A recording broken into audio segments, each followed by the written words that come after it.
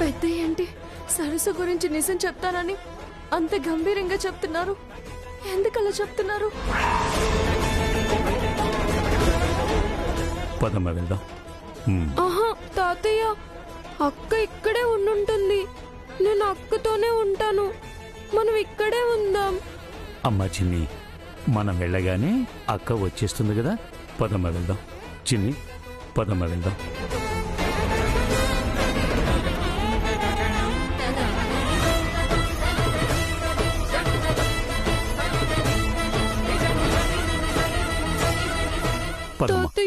నువ్వైనా నిజం చెప్పు. నన్నెందుకు ఊరు తీసుకెళ్తున్నావు? అక్క రావట్లేదు ఎందుకు? నేనంటే కోపమా? మాట్లాడు తాతయ్య, నాకు అక్క కావాలి. అమ్మా చిన్ని, నా మాట విను. మనం వెళ్ళగానే అక్క వచ్చేస్తుంది కదా. మంచిదానివి కదా, నా మాట వినమ్మా. దా పెద్దయ్య.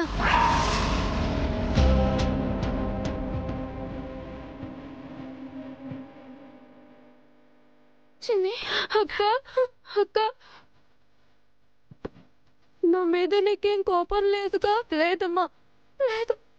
నువ్వు నా ప్రాణం చిన్ని. ఇప్పుడే కాదు, నాకెప్పుడు నీ మీద కోపం రాదమ్మా, రాదు.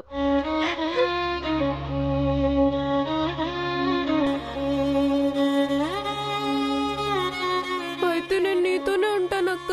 తీసుకెళ్ళొద్దని చెప్పక్క. అమ్మా చిన్ని, నా మాట వినమ్మా. ఇప్పుడు వెళ్ళండి. నేను మీ అక్క కలిసి తప్పకుండా వెంటనే నీ దగ్గరికి వస్తాం, సరేనా?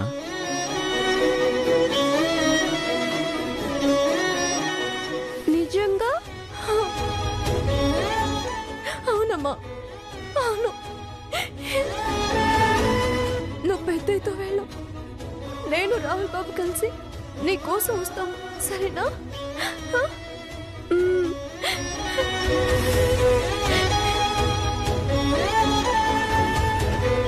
నన్ను క్షమించండి పెద్దయ్య. అక్కగా నేనుండి కూడా చిన్ని విషయంలో మిమ్మల్ని బాధ పెట్టాల్సి వస్తుంది. ఇది భారం కాదమ్మా, బాధ్యత.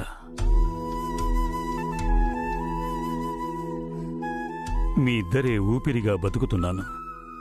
నేను మీ కుటుంబానికి చేసిన ద్రోహానికి ప్రాయశ్చిత్తం చేసుకునే అవకాశం కలిగింది. దేవుడు చిన్ని రూపంలో నాకిచ్చాడు. నువ్వు చిన్ని గురించి ఏమీ ఆలోచించద్దు. నేనున్నంత వరకు చిన్నికి ఏ లోటు లేకుండా చూసుకుంటాను.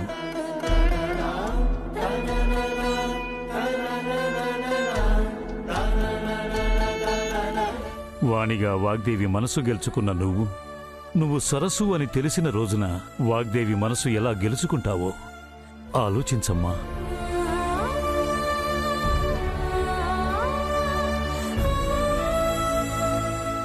ఏమో పెద్దయ్య, నా పేరు వింటేనే అమ్మగారికి అవార్డు దక్కిందన్న ఆనందం కూడా దూరం అయ్యేంత కోపంలో ఉంది. అలా ఉన్న మనసులో నా మీద కోపం ఎంత కరుడు కట్టుకుపోయి ఉంటుందో మీరే ఆలోచించండి. అయినా ఏంటి తాతయ్య మీరు అలా మాటిచ్చేడువేంటి? అది నాకు నచ్చలేదు. మీరు ఏదో ఒకటి చెప్పి తప్పించుకోకుండా సరస్సుని మీరు అవార్డు తీసుకునే రోజున మీ ముందు నిలబెడతానని చెప్పి మీరెందుకు మాటిచ్చారు? మేమంతా ఎంత టెన్షన్ పడుతున్నాం మీకు తెలుసా? మీరు అలా ఎందుకన్నారు పెద్దయ్య? ఎందుకంటే మీకు మేడం అంటే ఉన్న భయం కంటే నాకు నా మనవరాల మీద నమ్మకం ఎక్కువ.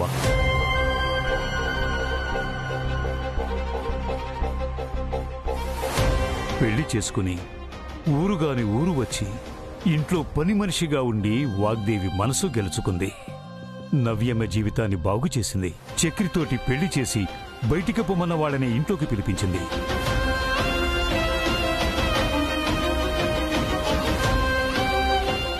ఇరవై ఏళ్ల క్రితం దూరమైన ఈశ్వర్ ప్రసాద్ని సగౌరవంగా ఇంట్లోకి పిలిపించేలా చేసింది.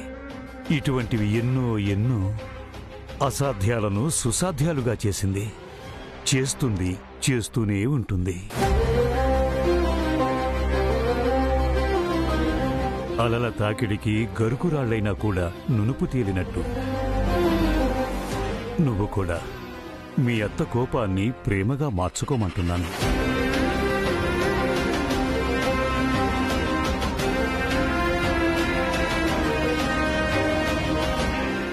అలాగే నీ మీద పడ్డ నిందలన్నీ అబద్ధాలుగా తేలిపోవాలి.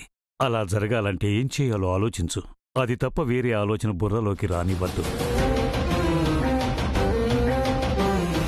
ఒరే రాహుల్, మీరు అనవసరంగా భయపడి నా మనవరాలి ధైర్యాన్ని పిరికితనంగా మార్చొద్దురా. అలా ఏం లేదు తాతయ్య. మీరు నమ్మినట్టే జరగాలి అని నేను కూడా కోరుకుంటున్నాను.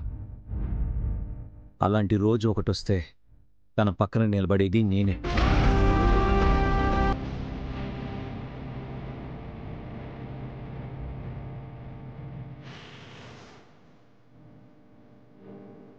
దాని గురించి మీరేం ఆలోచించకండి. మీరు జాగ్రత్తగా వెళ్ళండి. జాగ్రత్తగా ఉండమ్మా. మా గురించి ఏమీ ఆలోచించద్దు. రాజు, అయ్యా చెప్పండి అయ్యా. బళ్ళితి. అలాగే అయ్యా. పెద్దయ్య, మీ మందులు. రామ్మా, వెళ్దాం. రా చిన్ని, రామ్మా. జాగ్రత్త చిన్ని. రా తల్లి.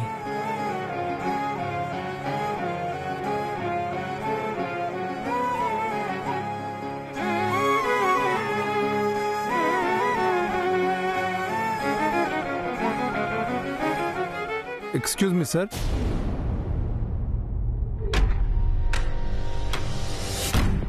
సార్, మేడం ఉన్నారా? ఉన్నారండి. మీరు దాస్తే మాకు తెలియదు అనుకుంటున్నారా?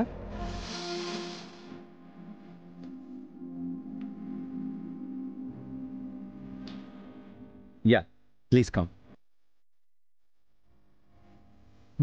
పదండి.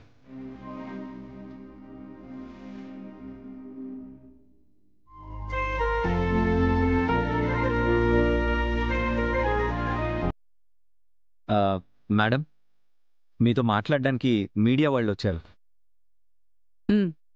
ఓకే. అదేంటి రాహుల్, అప్పుడే వాళ్ళకెలా తెలిసింది? ఏ వార్త అయినా ఈ కాలంలో దావాలనమే. పుట్టడానికి సమయం పడుతుందేమో గాని పాకడానికి కాదు.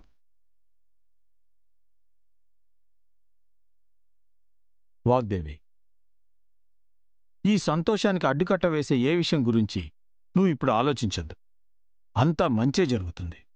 జరగాలనే కోరుకుందాం.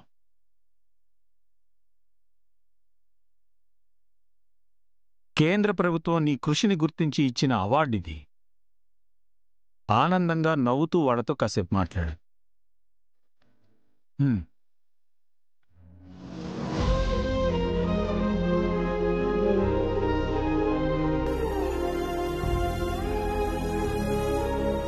Congratulations madam.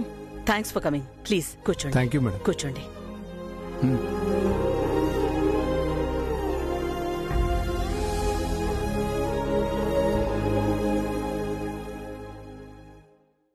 మేడం, మన తెలుగు స్టేట్స్ నుంచి ఈ అవార్డు అందుకున్న మొట్టమొదటి వ్యక్తి మీరే. మీ ఫీలింగ్స్ ఏంటి మేడం? విద్యా ప్రాశస్యతే లోక, విద్యా సర్వత్ర గౌరవః, విద్యాయ లభతే సర్వం, విద్వాన్ సర్వత్రే పూజ్యతే. Yeah కుందేందు తుషారహార ధవళా, yeah శుభ్రవస్త్రాన్. ఈ మాటలు అక్షర సత్యమని మరోసారి ప్రూవ్ అయింది. మేడం, ఈ సెక్టార్లోనే నెంబర్ 1గా ఉన్న మీకే మళ్ళీ ఈ అవార్డు రావటం మీరు ఎలా ఫీల్ అవుతున్నారు మేడం? ఇందులో ఫీల్ అయ్యేదే ఉంది. ఈ అవార్డు నాకొచ్చినందుకు నాకు చాలా సంతోషంగా ఉంది. ఇది నాకు మాత్రమే వచ్చిన అవార్డు కాదు, చదువుకి, సరస్వతికి, జ్ఞానానికి వచ్చిన అవార్డుగా నేను భావిస్తున్నాను.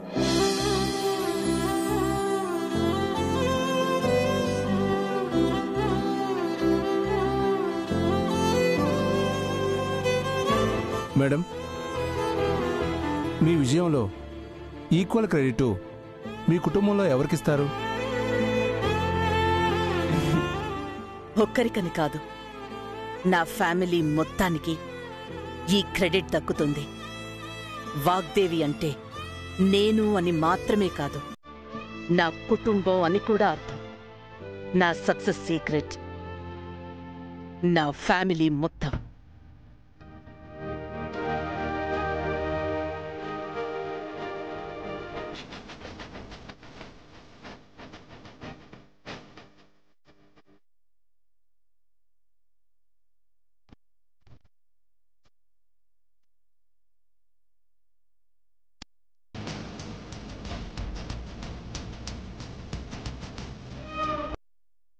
నా ఫ్యామిలీ నా వెనుకుండి నన్ను సపోర్ట్ చేస్తున్నంత వరకు నాకు ఏ ఆటంకము ఉండదు. ఇలాంటి విజయాలు ఎన్నింటినో సాధించగలను అనే నమ్మకం నాకుంది.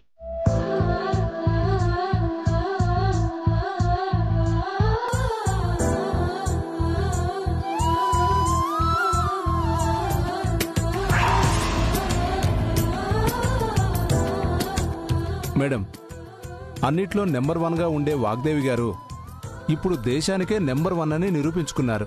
Once again congratulations madam. విషయం తెలిసిన వెంటనే నన్ను విష్ చేయటానికి, నాకు కంగ్రాట్స్ చెప్పడానికి మీరందరూ వచ్చినందుకు నాకు చాలా హ్యాపీగా ఉంది. Thank you so much.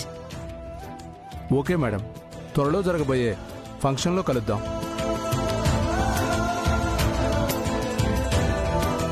Madam, మీరెప్పుడూ ఇలానే నవ్వుతూ సంతోషంగా ఉండాలని, మీ లైఫ్లో మీరింకా ఎన్నో అచీవ్మెంట్స్ సాధించాలని, మీ ఫ్యామిలీ సపోర్ట్ మీకు ఎల్లవేళలా ఉండాలని మనస్ఫూర్తిగా కోరుకుంటున్నాం మేడం.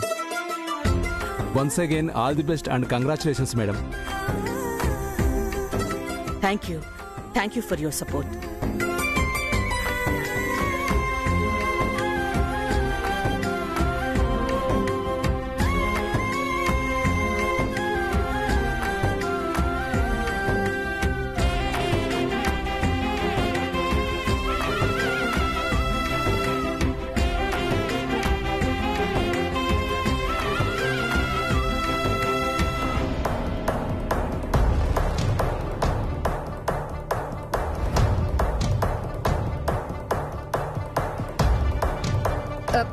అమ్మ నవ్య, ఏమైందమ్మా? నవ్య, ఏమైందమ్మా? నవ్య, నవ్య,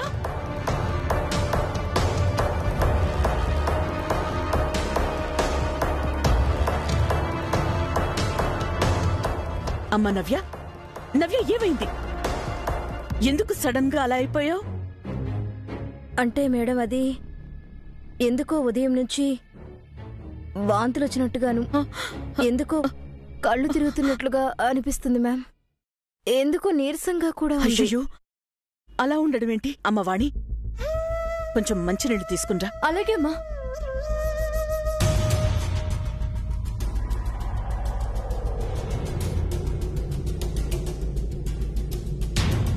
నవ్య, ఇదిగో వాటర్ తాగు. తాగు నవ్య.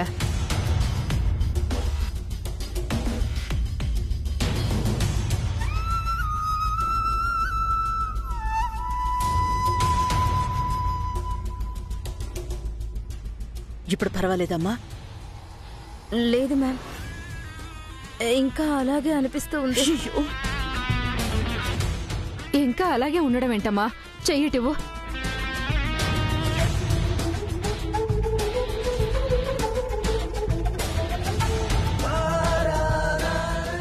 అమ్మ వాగ్దేవి,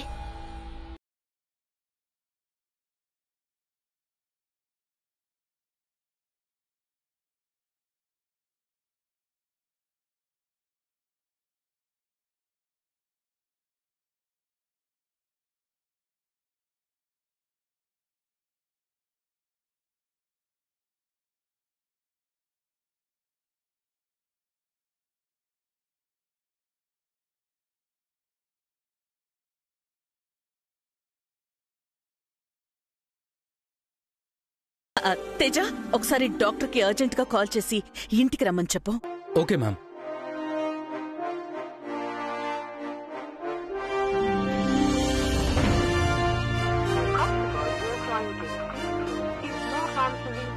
ఏమైంది తేజ? రింగ్ అవుతుంది కానీ ఆన్సర్ చేయట్లేదు మ్యామ్. ఓహో, సరే, మనలో మనం నిర్ణయం తీసుకోవడం ఎందుకు? ఒక్కసారి నవ్యని హాస్పిటల్కి తీసుకెళ్ళి కన్ఫర్మేషన్ తీసుకుంటే బెటర్ కదా. మ్యామ్, నేను వాణ్ణి తీసుకెళ్తాం. అవునమ్మా, నవ్యమ్మని మేమిద్దరం కలిసి తీసుకువెళ్తామమ్మా. సరే.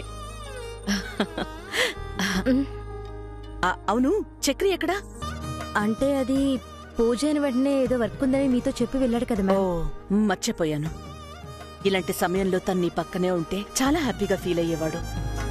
నవ్య ప్రెగ్నెన్సీ నిజమైతే గనక చక్రి తిరిగి వచ్చాక మనందరం తనని సర్ప్రైజ్ చేద్దాం మ్యామ్.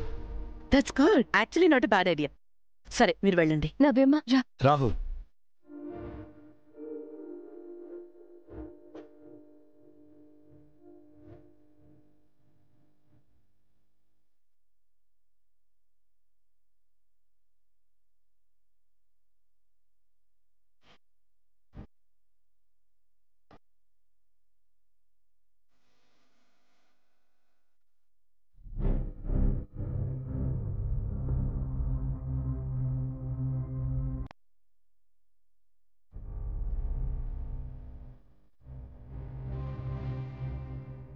మనసా,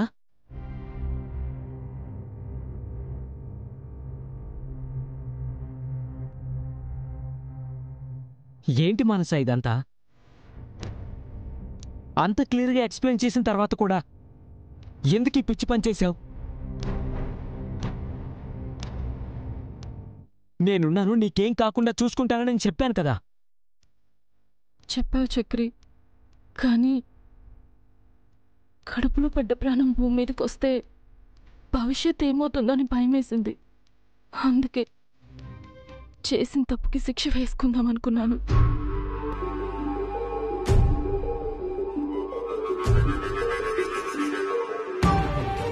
నా మాట అంటే నీకు లెక్కలేదు సరే, కడుపులో ఉన్న బిడ్డ గురించైనా ఆలోచించాలి కదా.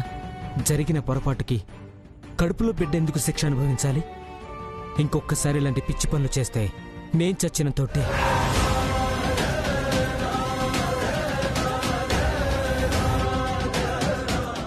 ఎందుకు చక్రి? నేనంటే నీకు ఎంత ప్రేమ.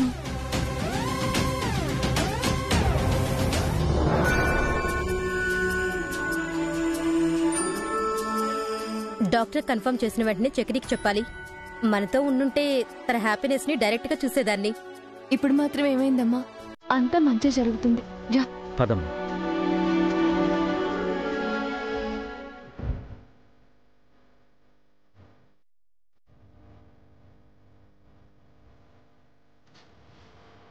ఈమెను అడ్మిట్ చేయడానికి కొన్ని నిమిషాలు లేట్ అయినా ప్రాణానికే ప్రమాదం అయ్యేది.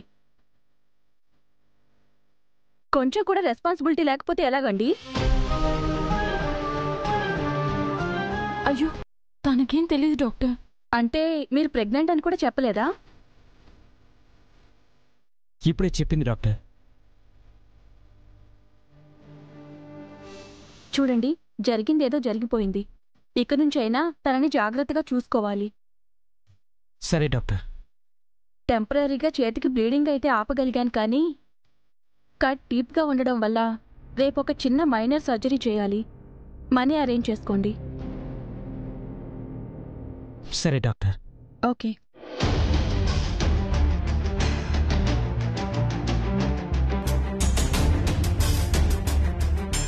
ఎందుకు చక్రి, నా వల్ల నీకు ఇబ్బంది? నువ్వెప్పుడు నాకు ఇబ్బంది కాదు మానసా, నువ్వు నా బాధ్యత.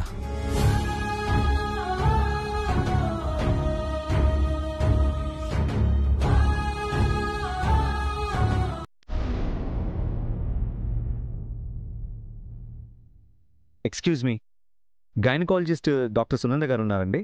మీరు? నా పేరు రాహుల్ అండి. మేడం అపాయింట్మెంట్ కావాలి. ఓ, మీరేనా సార్? మేడం రౌండ్స్కి వెళ్ళారు. ఒక 5 minutes కూర్చోండి, రాగానే ఇంటిమేట్ చేస్తాను. ఓకే అండి. ఓకే. 5 minutes అంట.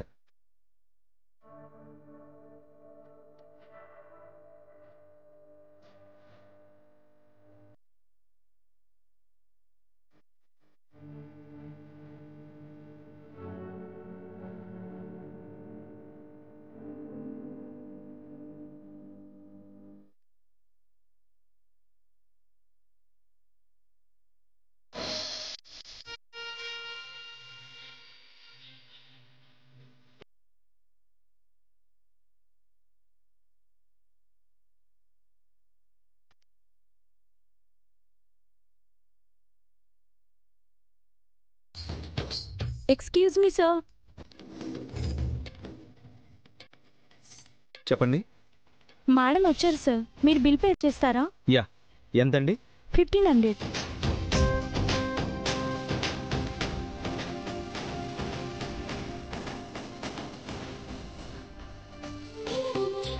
సరసు దాహంగా ఉంది, కాస్త వాటర్ తీసుకొస్తావా? సరే నవ్యమ్మ, నేను మంచినీళ్ళు తీసుకొస్తానమ్మా. రామ్ బాబు, మీరు నవ్యమ్మని జాగ్రత్తగా చూస్తూ ఉండండి, నేను వెళ్ళి మంచినీళ్ళు తీసుకొస్తాను. సరే సరసు.